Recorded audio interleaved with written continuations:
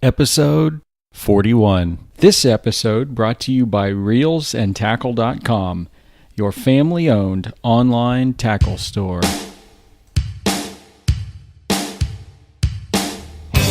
Welcome to the Telltale Fisherman Podcast, where avid anglers share the story of their best fishing day ever to inspire yours. Now it's time for another epic adventure. So here's your host, John Woodson.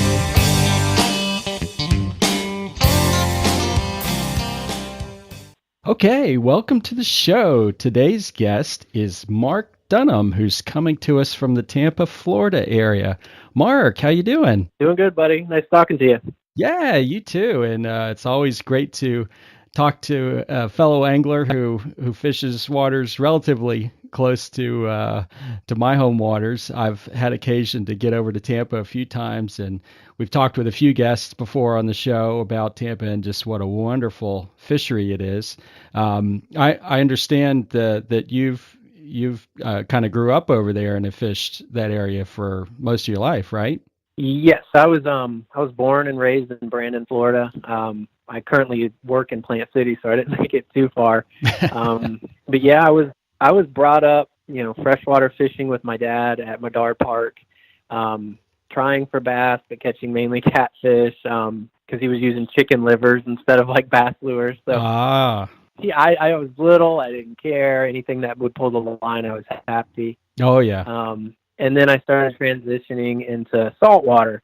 And we used to take trips to the East Coast and like stay on islands out in Stewart and wake up, in the middle of the night and fish for snook and sleep all day. So cool. I've been fishing inshore mainly my whole life. Yeah, and so on both coasts of Florida. Just for those who aren't from Florida, Tampa is on the west coast, fishing on the Gulf of Mexico side, and then Stewart would be over on the east coast and fishing the Atlantic waters and the intercoastal waters there. Oh yeah, short 2-hour drive over there, and you're into a totally different ball game as it comes to like size of fish. Like there's big snook, big reds over there, and you have them in Tampa, but there's just more of them over on the East Coast. Right, and so you said you would actually camp out and then do night fishing and all kinds of different things there, huh? Oh yeah, you'd run over there during the mullet run. We would bring over a boat, like a flats boat, and then we would also bring a houseboat. So we would sleep in the houseboat during the day because it was all blacked out, and then we would take the boat out at night and catch big snook. It was awesome. It was good experience growing up. Oh yeah, that's really cool. I've heard of folks going and doing that down in the Everglades where you can rent a houseboat. You go way out in the back country. But, to go do that like in the intercoastal so you can do night fishing, I never even thought of that. That is really clever. Oh, yeah. There's some big snook over there. Yeah. It's a really good fishery. In Tampa, you said you still have snook and redfish there. Those are the main two fish you target? When we go out, we like redfish. I mean, That's like our thing. We love catching reds, but we also go after snook. Trout are on the grass flat. Yeah. It's not hard to get a slam in the bay. I mean, we almost caught like 120-pound tarpon. Went in, caught trout, caught a snook, and then we could not find the redfish to complete it. But we almost, I think it's a grand slam. I don't know. They're all different names. You never. Some people have different names for it, but yeah, that's what I would call a grand slam. Yeah, that's really cool. How you can have a giant tarpon swimming in the same waters where you're catching relatively skinny water species. Is that pretty common that you'll find tarpon and other species mixed in like that? Oh yeah. It all depends what you're looking for, where you put in at the bay. I mean, if you put in up north, you're going to get your reds and your snook in your water. You can find cobia in the bay, triple tails in the bay. If you go deeper, we get up in the mangroves and get snook, redfish, trout are on the flat. You can go to the bridge. There's Goliath grouper, tarpon are in the passes, big snook in the passes. It all depends on the time of year and what you're looking to catch. There's big black drum on the bridges too. Mm-hmm. There's been times we'll go out and we've gotten like 30 giant black drum in a matter of hours. Wow. We've been and caught 60 redfish, I think it was, in a matter of like 2.5 hours between the four of us. It was just one after another. So I mean, the fishery itself is awesome. Yeah. Now that's not too common to find a school like that, and we had it to ourselves, and it was amazing. I've only done that twice. To find all those fish together for one, and then have them not be in a spooky mood for two, and then have them all wanting to eat, to get all those three things to come together, it's quite a treat, isn't it? Oh, it was amazing. The first time it happened, I was with Mike Goodwine, who a lot of the Tampa guys know. He runs the charter Black Neck Adventures. Mm-hmm. We were out on Ashley and I have a skeeter. It's a 22.5-foot skeeter bay boat. Mm-hmm. And we were all out there fishing, and we were hitting this mangrove line. Like me, this guy Pat, and Mike. We're all hitting this mangrove line, and Ashley, my wife, decides she doesn't want to be crowded up front. So she's going to throw it out back. Mm-hmm. She pulls in one. We're like, it's luck. She pulls in two. She's getting lucky over there. When she pulled in the third one, we all crowded out the back and started throwing out the back, and that's how the school. She's like, no, y'all stay up there and pitch your bush over there. That's right. I got it back here. So then we wound up pulling 60 out of there. Oh my goodness. So did you didn't see them immediately? I guess they were like in a hole or something, or how'd you? Was it just you caught them broadcasting? It was a deeper channel, so you couldn't see them. But the way it turned out is, I guess what happened is the school kind of just sat in the channel, and we were pitching like mangroves where they normally might hang out. Mm-hmm. And she just decided she didn't want to be up there with us, so she was going to throw it in the channel. And I guess the entire school was sitting in that channel. So what we did, it was like a conveyor belt of, you throw it out there, you count to 3, you're hooked up, you move over, somebody else throws it out. We had quad hookups. It was insane. There wasn't a time where the lines weren't getting pulled. We got tired of reeling them in. We would take a break, and then Mike's like, hey, I got to go. And I'm like, I've caught plenty. And everyone's like, yeah, we've caught plenty. I think the biggest one out of it was a 36.5 inch. Wow. But they were like, yeah, they were from like slot fish. We were actually in a calendar. I think it was the Old Salts calendar. All four of us are holding up 4 redfish from that day. So I mean, how cool. It was amazing. That was a really good day. I was just going to say, when I find redfish together, usually they're all the same size. That seems pretty unique that you had all different sizes of fish all mixed in that one area, in that one school. It was very unique. That was the 36.5 inch red was my biggest for the bay at that time. Mm-hmm. And we were catching slot reds, and we would catch some under slot. Nothing was really too small. So it was an amazing day. I mean, I think about that day and I'm like, man, we were so spoiled. No kidding. It's incredible to think about it. And then the only other time something like that happened, it wasn't as good of a bite, but we caught close to 40 between 4 of us. And mm-hmm. It was me, my dad, my stepmom, and my wife. And we were just the same thing. You throw it out and you get rocked, and you just keep bringing in reds. And I have pictures up of that. Also on my Instagram, it's like cool. Just giant redfish, and then like my wife, of course, catches the biggest. It's just of course, how it goes yeah. Sometimes, yeah. And you never hear the end of it either. So. But for yeah, sure. The bay is such a great fishery. Yeah, we love it. You could go on a kayak one day, hit the boat if you want.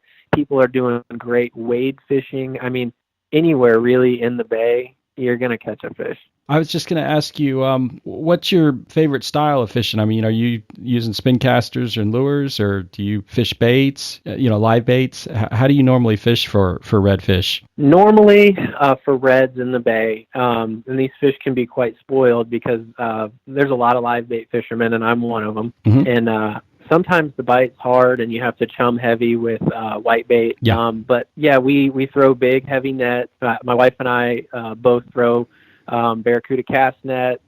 They're a really good net. They sink really fast, which is what you need because the bait kind of hangs out in deeper waters. Yeah. We load up the cast nets, we load up the bait, and then we go in shallow and pitch live bait, either mangroves or flat. And if we're going for trout, we'll do some artificial. It all depends, but typically we are live bait. We catch our own bait, and we use spinning. Typically we're using some 3,000 level reel and just light tackle and just having a blast. But if we're in the mangroves, you got to kind of bulk up a little bit because those snook will wrap you around some trees and you're done. So. Oh yeah, they'll turn you in circles and tie you in a pretzel around those mangroves for sure. Yep, I have actually a video on YouTube where I'm swimming trying to get a snook out of a tree, and I just can't do it. He breaks me off, and there's a lot of censoring going on in the video. A lot of bleeps, huh? Pretty upset. Yeah, a lot of bleeps because I'm pretty upset about it. But yeah, that happens. That happens a lot. Yes, snook are masters of diving and breaking you off in those mangroves or whatever else they can get around. Honestly, the biggest snook I've caught in the bay is a 46 incher, and it was a day where we weren't catching anything, and I'm like, hey, let's try this spot out. I actually threw out one bait. I threw out a pinfish, and it got destroyed, and it destroyed my leader, and I was like, man, I'm going to bulk up a little bit, and I tied a little heavier leader on, and the next thing I know, I'm getting just dragged screaming, and it's a 46-inch snook, and wow. I'm like, it makes all those hours of catching nothing so much better, and you found a new spot, so. Yeah, well, I tell you what, I'd trade a whole day of catching nothing for that one fish. Man, that is a monster. Oh, and I wish I would have got a better picture with it. I say that to everybody. Like, I have this picture with it, and she was so like heavy. She was so girthy, and she was still like very much kicking around. So I kind of like hugged her. I'm like trying to hold her so I don't drop her, and I wanted to get her in the water as fast as I could because she's an old gal. I wanted to get her back, and the picture is kind of me hugging her, and I'm like, I wish I would have got a better picture, but it is what it is. Well, when we get back, Mark is going to share another epic inshore saltwater story with us. So stay tuned. If you fish deep water and don't have a windlass on your boat, an anchor lift ring is a must-have. It makes retrieving a heavy anchor and chain from depth much easier. I have heaved my last anchor up from the abyss. No more, no thank you. Check out tell.fish/gear in your web browser for the anchor lift ring that we like. We are back with Mark Dunnam, and we've been talking about some of that crazy good fishing action they have over there on the west coast of Florida and the Tampa Bay area. And I think, true to script, the story you're going to share with us now is also from over there, right? Yeah, I thought about how many stories and how many good times I've had, and the story I want to tell you about is basically how I got my wife into fishing. And I don't know if your listeners know my wife. Her name's Ashley Dunnam, and she's pretty into fishing. She's got her own Instagram and everything, and she used to, when we met, not really fish. And I have fished since I've been a kid, and I wanted to get into it more. And so what I did is I bought a kayak, and I didn't want to just bail on Ashley on the weekend. I didn't want to get the constant, like, feel bad, you're always out fishing now.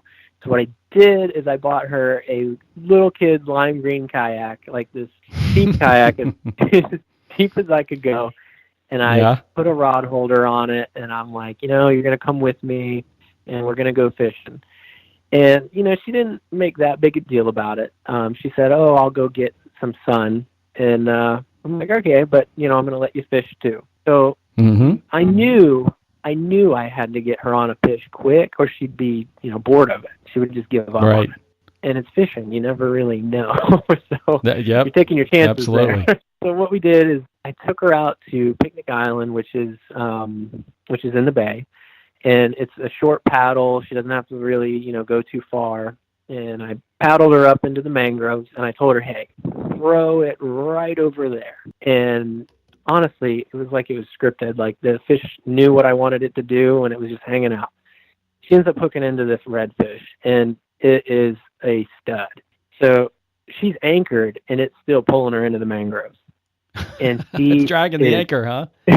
yes, it is dragging her into the mangroves, just bulldogging in, and she is screaming. And I'm like, coaching her, just, reel it, don't reel with the drag, giving her some lessons. And before you know it, she gets this redfish next to the kayak.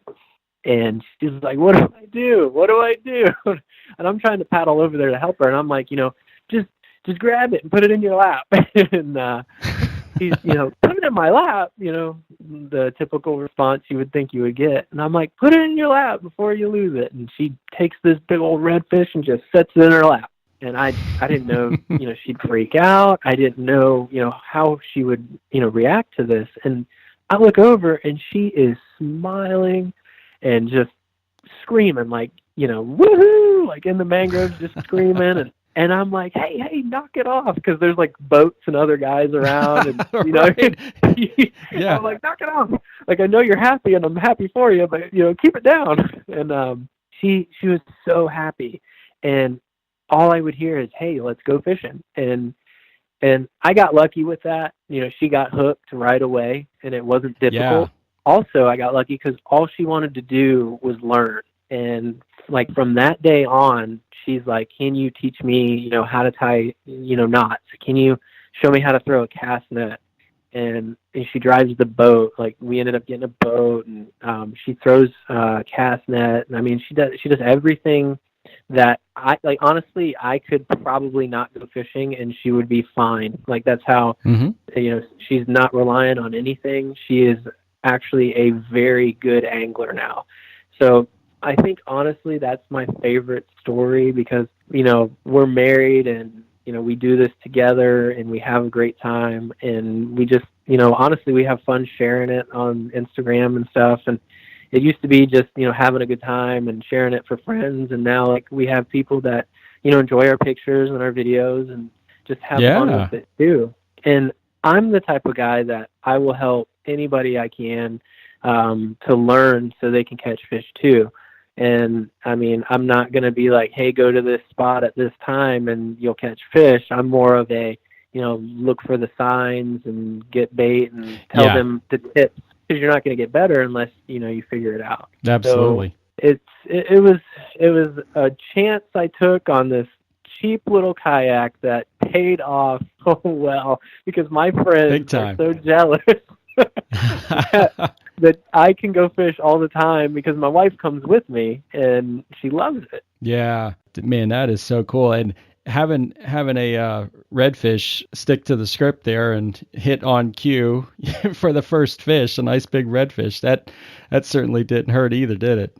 No, and honestly, I didn't catch anything that day, like the size of that fish. I caught like some trout, maybe a small red, but the fact that it was that fish that big is just what did it. And she loves redfish. She's like self-proclaimed red queen, and she's self-proclaimed ash slay. Like, she's just so into redfish, and that's like her thing. And I mean, she loves catching snook. She just likes being out there. But I mean, she's awesome. She's my first mate. She, honestly, if I go with my guy friends sometimes, I'm like, man, I wish my wife was here, because she's like more help than they are. Yeah, right. She's the one that finds the school of redfish that y'all go right past, huh? Yeah, exactly. She's like, no, y'all stay up there. You go pitch your bush. I'm good back here catching fish. No kidding. If honestly, if you ever decide that you want to interview her, it'll be completely different story with her on that end. I was just thinking, you've told us some awesome stories here today, including that last one here, but that might be the warm up for the main event. With her coming on, it sounds like she's got it figured out now. Oh, she'll do it too. She'll tell you I just catch catfish, and she catches the biggest fish, and she's this and that, and I'm just the guy on the boat driving her around or something. Man, that's so awesome that you guys have found that passion together and just enjoy it so much, because you've got such a spectacular place to fish over there, and a lot of great memories so far, and I know there'll be many, many more to come. Oh yeah, and we don't just fish the bay either. We take trips. We've been to Costa Rica and caught roosters and sailfish. Oh, nice. We went to St. Thomas. We got a bunch of tuna. I mean, we tried fly fishing. It's not really our thing. We tried to be self-taught on fly fishing, and we kind of put that on hold. Yeah, it's not always quite so easy to get that fly out there in front of a fish. No, and I hear the trick is you leave your spinning gear at home, but I just can't do it. I can't just bring the fly rod. Yeah, it's hard to do when there's fish that are biting other stuff. So definitely, some people say live bait fishing isn't real fishing, but I'm catching fish, so I beg to differ. well, and as you were saying, and I found this out myself, those snook over there on your coast, when they're dialed in on that white bait, they won't touch a lure. You're just really wasting your time if you're throwing lures at them when they're in that feed mode where that's all they want. So you really do have to. These fish can get very spoiled. A lot of guys pitch live bait, and they're throwing heavy amounts of chum out there, and these fish get spoiled, and it's hard to do it on a lure. But there's some really skilled guys on fly and arty that'll do it. I mean, I follow a few of them now, and guy that comes to mind, Russell Jacobs. So you might want to interview him, man. He kills the redfish on fly, and it's. I even messaged him. I'm like, man, I don't know how you do it. I tried flying. It's so hard. I mean, yeah, but it's always gale force winds when you do go try your fly rod and you say I'm going to do it, and then never's the right conditions or something. Exactly, and honestly, it's all what you really focus on and put your passion into. And I find that catching bait is just a part of it. Like, it's fun for me to catch bait. Like, it's a part of fishing. Like, when we get out there, we hunt for bait, we catch the bait, and that's a part of it. And I enjoy it. And I told my wife, when I teach you how to throw this net, and she's graduated to a 10-foot. No, I think she's throwing an 8. Mm-hmm. Because she got in a car accident and her shoulder's kind of messed up, so she had to go down again. But I told her, catching bait is part of it. Like, you will enjoy it. And Barracuda Cast Nets gave her this purple net, man. It's like a one-of-a-kind net. It's purple. She loves this thing. And she's throwing it like a champ, and she says now, like, when we go to get bait, she's like, I got it. And I'm like, oh, okay. So it was weird at first, but now I'm like, okay, she's helping me out. Yeah, it's time for you to kick back and get some sun now. It's weird. I'm telling you, it's weird from being the guy that like gets the bait and like kind of provides the bait for the day. It's weird to sit back and drive the boat and let her do it, but I'm like proud of her at the same time.